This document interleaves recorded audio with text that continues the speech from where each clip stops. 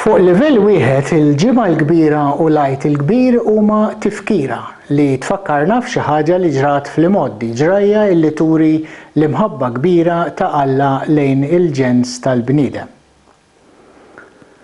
Fuq livell ieħor il-ġimgħa l-kbira u l-Għid il-Kbir huma lezzjoni dwar il-mewt.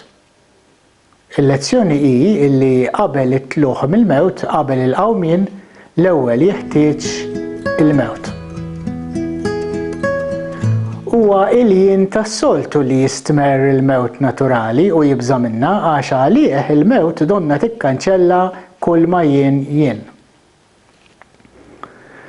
Iżda in-nifs ta' Alla fil-qalb ta' qalbi ġewwa nett dak li jien tassew jien, dak ma jibżax mill-mewt.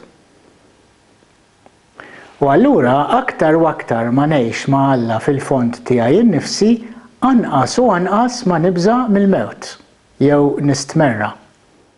Allura fuq it-tielet livell tat-tifsira tal-ġimgħa l-kbira u l-Għid il-Kbir, dawn qed iwasslulna messaġġ tassew prattiku u immedjat. U dan il-messaġġ huwa imberkin il-fqar fl-ispirtu. Jekk jirnexxieli ikolli faqar ġewwieni, faqar tant radikali u totali li ma tistax issejjaħlu xejn ħlief mewt, allura jibda jseħħ hawn f'din il-ħajja stess qawmien mill-mewt. Dan huwa qawmien fejn insir dak li tassew jien, in-nifs ġewwieni ta' Alla il-ħaj. Lażru qum, ordna Ġesu illi kien iħobbu. Li nemmen fis-sens li nafda f'Ġesu jiggarantixxi li l-imħabba divina tiegħu tkun is-sisien ta' żewġ tipi ta' qawmien mill-mewt.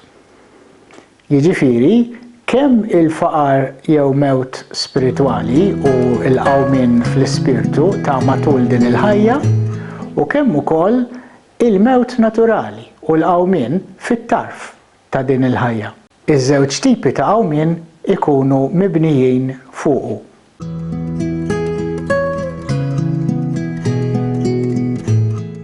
Li wieħed imut għal jien tiegħu tas-soltu huwa umiltà assoluta. Mewta bħal din u l-qawmien fl-ispirtu li joħroġ minnha, anke f'persuna waħda biss, hija importanti għad-dinja kollha. Għax din il-bidla anke fi bniedem wieħed biss tkun qed tiġbed lill-familja tal-bniedem kollha kemm hi bil-mod il-mod lejn trasformazzjoni. Hekk jinsisti il-Patri Trappist Benedittin Dun Tomas Keating. U jgħidilna illi jekk tidħol ġewwa nett fil-qalb ta' qalbek, issib ruħek fil-qalb tal-bnedmin l-oħra kollha.